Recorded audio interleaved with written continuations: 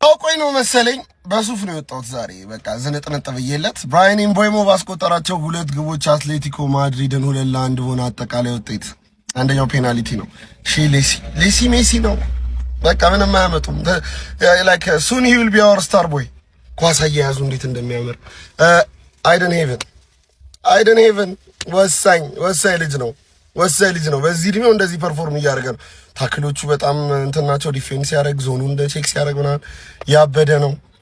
የካሪክ ቦል ይቀጥል ላይክ እንደ ኮሽ እንዳይልበት እንጂ በእነዚህ ልጆች ይሄንን መስራት ከቻለ የሆኑ ሚሲንግ ፒሶችን ስናሟላ ዩናይትድ ገራሚ ቡድን ይሆናል በሚቀጥለው ዓመት። እኔ ትልቁ ችግራችን ነው ብዬ ማስበው 2 ፉልባክ የለንም። በሉክሾና በዲያጎ ዳሎ ፕሪሚየር ሊግ ላይ የሆነ ጥሩ ውጤት እንይዛለን ወይም ዋንጫ እንመላለን ማለት ዘበት ነው። ለማንኛውም የስናፕ ድራገን ዋንጫ አሸናፊ ሆነናል። ከርስ ነው ይላሉ። ዊ ዱ ናት ጊቭ አፕ። አረ ጠንካራ ቡድን ያለ ወገን። አረ ይሄ በቪኒና በብሩኖ ግማሬሽ ብቻ የሚቻል ቲም አይደለም። ይሄ ክለብ ማንቸስተር ዩናይትድ ነው። የሆነ አልቫሬዝና ኦሊሴን መጨመር አለብህ። አረ ከባድ ቲም ያለ እንዴ ዩናይትድ ግን ጀማው ፕሪሲዝን ላይ አደገኛ እንዲሆን የሚያስገደግደው የሆነ ግድጋድ አለ። በቃ እኔ አመት እስከ አመት አይቼዋለሁ። የምሬን ነው የምላችሁ። በቃ ፕሪሲዝንም ወጥ ውድድርም ላይ አይቼዋለሁ። ግን ፕሪሲዝን ላይ አደገኛ ነው። ለምን እንደሆነ አላውቅም።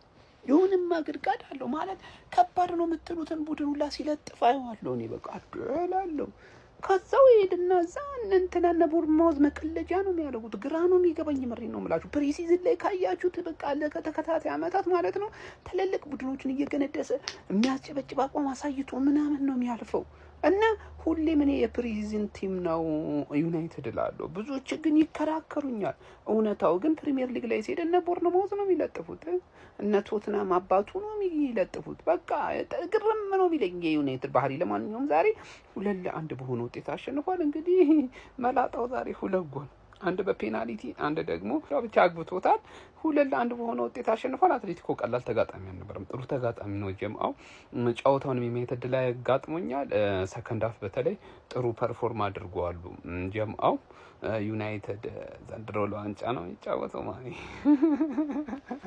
ፒኤስጂ ኤሲ ሚላን ለእናንተ ስመጣ ደግሞ ሙሉ ትጥቄን አሟልቼን መጣው። እዛ ጋር ብሩኖ ፈርናንዴዝ ዋና መሳሪያን እነ ቴሌማንስን እነ ላመንስ ሙሉ ትጥቄን አሟልቼን መጣል። የወዳጅነት የሚባል ነገር አላውቅም። ዛሬም ለአትሌቲኮ አልደርስልኝ ብለው ነው እንጂ ከዚህ በላይ ብቀጠቅጠው ሙዴ ደግሞ እነ ሌሲ ማያንሱም ማለት ነው። ሌሲ ምን አይነት ተአምረኛ ተጫዋች ናት። የወደፊቷ ይታየኛል ማለት ነው። በቃ እዛ ላይ ነው የሚታየኝ። በጣም የምትችል ተጫዋች ነው። እንደ 10 ቁጥር ፈርስት ሃፍ ስትቀውጠው ቆየች፣ ሰከንድ ሃፍ ወደ ሌፍት ዊንግ ሄደች፣ ሌላ ታምር ደግሞ ስታሳየን ቆየች። ፔናልቲ ያስገኘችበት መንገድ ድሪብሏ ምናምን ሌላ ታምር። በጣም ተስፋ ያላት ልጅ፣ በጣም የምጠብቃት ልጅ፣ ጀግና የሆነች ተጫዋች ማለት ሌኒ ዮሮ። ልክ እንደ ዛሬውም ከዚህ በፊት እመለከታለሁ ይሁን አንዳንዴ ጥሩ ፐርፎርም ታደርግና ትወርድብኛለህ ምናምን። ልጅ ነው የምትስተካከል ልጅ ነህ። በጣም ብዙ ደግሞ ለየት ያለ አንተ ላይ ብቻ ያለ ኳሊቲ ብዙ አለ። እሱ አለን። ከዛው ሪያል ዱዌል በጣም ጸዴ ነው። ብዙ ክሮሶችን ነው ስትገጭ የነበረው ዛሬ ብቻ ጸዴ ነበር ሌኒ ዮሮ ማለት ነው። አንድሬ ሳንቶስን ቀደም ብዬዋለሁ። በጣም እጠብቀዋለሁ። በዚህ ሲዝን ምርጥ ተጫዋቻችን እንደሚሆን አንድሬ ሳንቶስን እጠብቃለሁ። ለማንኛውም ማንቸስተር ዩናይትድ 3 አመት በተከታታይ የስናፕ ድራገን ካፕን ጠቅ እያደረገ እያሸነፈው ነው። ማን አባቱ አትሌቲኮ ምና ዲያጎ ሲሞኔ ቻው ቼልሲ የወዳጅነት የሚባል ነገር ልጥልጥ ውጥ ሼር ኮፒ ሊንክ ሪፖስት ይመቻችሁ። ዩናይትድ 2-1 እንግዲህ ሶስተኛውን የወዳጅነት ጨዋታ አትሌቲኮ ማድሪድን በማሸነፍ ድል አድርጓል ነው የሚባለው። ሼሊሴን ግን ማድነቅ አለብን። ሼሊሴ ባለፈው ሳምንትም በተመሳሳይ መልኩ የሚገርም እንቅስቃሴ አድርጎ ጎልም ማስቆጥሮ ነበር። ዛሬ ያደረገው እንቅስቃሴ ደግሞ ሌላ ሌቭል ነው። ይሄ ተጫዋች በሚቀጥለው ሲዝን ዋናው ስኳድ ውስጥ መካተት አለበት። አይኖ ፊት ለፊት ላይ በጣም ብዙ ነን፣ ግን ሼሊሴን ማጣት የለብንም። ይህንን ተጫዋች ማጣት የለብንም። አማድም ቦሞም አሉ ራሽፎርድም ሲጨመሩ ሌላ ታሪክ ይሆናል። ግን የነበረው እንቅስቃሴ በባለፈውም በዚህኛውም ጨዋታ የሚገርም ነው እና ማይክል ካሪክ አስቦበት ይመስለኛል ከዋናው ቡድን ጋር እያጫወተው የሚገኘው። ዝርክዚን ከጨዋታው ውጭ አድርጎ ነበር የጀመረው፣ እሱን ነበር ያስጀመረውና አይሆፕ ቼልሲን በሚቀጥለው ሲዝን ዋናው ቡድን ውስጥ እንመለከተዋለን። ኡስታዝ 2 ጎል አስቆጥረሃል፣ ግን ባንተ ደስተኛ አይደለሁም። ዩናይትድ ፋሚሊ ቪዲዮን ኮፒ ሊንክ ሪፖስት ላይ ከማድረግ ጀምሩት። ካምባክ አድርጓል ክለባችን ማንቸስተር ዩናይትድ። ግን ፋሚሊ 2 ጎል ኡስታዝ አስቆጥሯል፣ ግን ኡስታዝ በዚህ አቋሙ በጣም አሳሳቢ ሆኗል። ሊጉም ሊያልቅ ሲል ታውቃላችሁ በጣም ወርዶ ነበር። ከዛ ከአፍሪካ ዋንጫ በኋላ ደክሟል። ምን እንደሆነ አላውቅምና ሜዳ ላይም ራሱ የሚያሳየው ነገር ልክ አይደለም። ምን እንደሆነ አላውቅም። አሁን እና አማድ ምናምን እንግዲህ ለሱ ስጋት ሊሆን ሌሲም ራሱ አሪፍ ሆናለችና ማውንት ተውት። ሌኒሮ የሚገርም ነው። የሱ ግን አሳሳቢ ነው። እኔ አሁንም ቢሆን ይሄ ቡድን አሁን ያለን ቡድን እንጃ ተፎካካሪ ሆነ በተለይ ከኋላ ክፍሉ ማጉዌርን ምናምን ይዘን ለዋንጫ ይፎካከራል ብዬ ማሰብ ከባድ ነው። ጭንቅላት ያለው ተከላካዮች የሊቻና የማቲያስ ነገር አሳሳቢ ስለሆነና በዚህ ልክ አሁን ሊጉ ላይ ይሄን ስኳድ ይዘን እንደምታዩት ዝውውሩም እየተደረገ አይደለምና ከባድ ይሆናል። ከሌሎቹ ከተፎካካሪዎቻችን አንፃር ከባድ ይሆናል ብዬ አስባለሁ። ግን ዛሬ እነ ሌሲ እነ ሌሊሮ ማውንት ብራን ያሳዩት ፐርፎርማንስ በጣም ደስ የሚል ነበር። እስቲ ለማንኛውም እናንተ ደግሞ የተሰማችሁን ኮሜንት ላይ አስቀምጡ። ቪዲዮ ተመቻችሁ ኮፒ ሊንክ ሪፖስት ላይክ ማድረግ እንዳይረሳ። ቴንክ ዩ። ፈርስት ሃፍ እውነትም ለፍሬንድሊ ነው፣ በቃ ለወዳጅነት ነው ምናምን ብለን ገባ። እነሱ ቀልድ አያውቁም አባቴ አመረሩት ማለት ነው። በቁም ነገር ምናምን ነው አለና ነው እንደዛ ነው ይሻላል። እሺ ብለን በምቤሞ ለጎል አትሌቲኮ ማድሪድን እንግዲህ በፕሪሲዝን ጨዋታ 2-1 ካምባክ ሰርተን ማሸነፍ ችለናል ማለት ነው።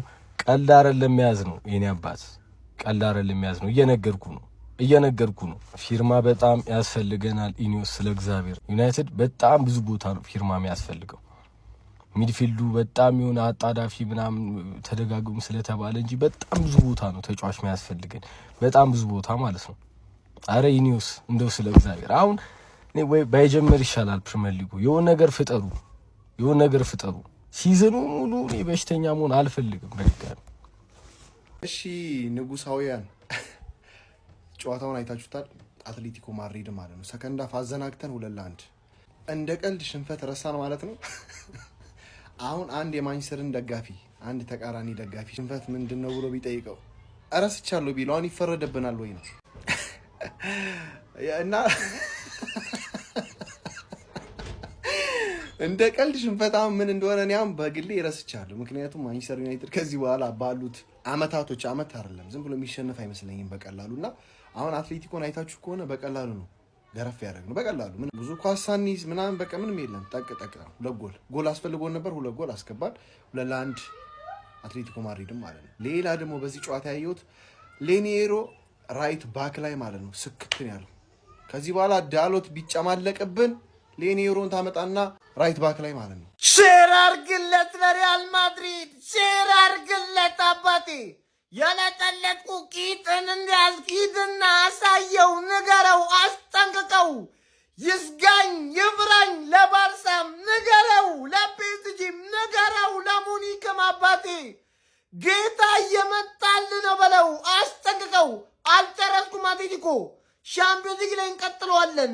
አልጨረስኩም ገና መጥቼልሃለሁ አባቴ ግባና አውጣው። ማንቸስተር ዩናይትድ በብራያን ምቤሞ 2 ጎሎች ታግዘው አትሌቲኮ ማድሪድን 2-1 አሸንፏል። በቅድመ ውድድር ጨዋታ በስናፕ ድራገን ካፕ ውድድር እንግዲህ ማንቸስተር ዩናይትድ ከመመራት ተነስቶ ጨዋታውን 2-1 መቀልበስ ችሏል። በዛሬው ጨዋታ ዩናይትዶች ጨዋታውን በመቆጣጠር ረገድ በጣም የተሻለ ቡድን ነበሩ። በተለይ በመጀመሪያው አጋማሽ በጣም ከፍተኛ የሆነ ዶሚኔሽን ሲያሳዩ ነበር። በዚህ ጨዋታ ላይ ልክ እንደባለፈው ጨዋታ ሁሉ ወጣቱ ከአካዳሚ የተገኘው ሼሌስ የተባለው በግራ እግሩ የሚጫወተው ወጣት ተጫዋች በጣም ድንቅ ነው ጋይስ። ለመጀመሪያው ጎል መገኘት ፔናልቲውን ያስገኘው እሱ ነበረ።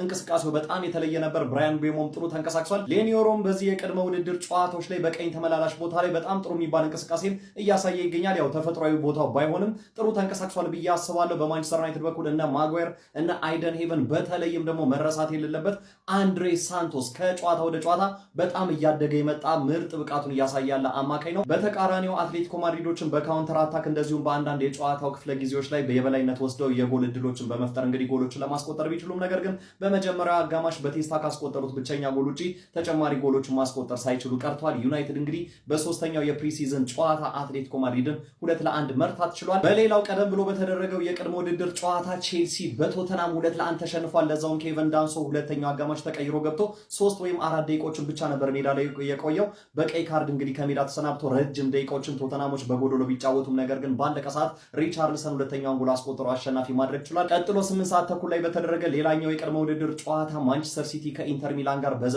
ደቂቃ 1-1 ተለያይቶ በፍጹም ቅጣት ምት እንግዲህ ኢንተር ሚላኖች 3-1 ማሸነፍ ችሏል። የማንቸስተር ሲቲ የፍጹም ቅጣት ምቶች በርካቶቹ ተጫዋቾች ሲስቱ ነበር። ኤቼቬሪ ብቻ ነበር ብቸኛውን ጎል ማስቆጠር የቻለው። ኢንተር ሚላኖች በዚህ ጨዋታ ላይ ብዙ ብልጫ ተወስዶባቸው ነበር። ሲቲዎች በጣም የተሻለ ቡድን ነበሩ። ብዙ ሙከራዎችን ሞክረዋል፣ ነገር ግን ጨዋታውን ማሸነፍ አልቻሉም። በፍጹም ቅጣት ምት መለያ እንግዲህ ኢንተር ሚላኖች 3-1 በማሸነፍ ድል ማድረግ ችለዋል። ለማንኛውም እስካሁን የተደረጉት በዕለቱ የተደረጉት የቅድመ ውድድር ጨዋታዎች እነዚህን ይመስላሉ። በእነዚህ ጨዋታዎች ላይ ያላችሁን ሀሳብ ኮሜንት ሴክሽን ላይ አጋሩኝ። በቀጣይ ደግሞ በአርሰናልና በሪያል ማድሪድ ጨዋታ እንገናኛለን። መልካም ጊዜ። ሜዳ ስፖርትን ፎሎ ማድረግ እንዳትረሱ።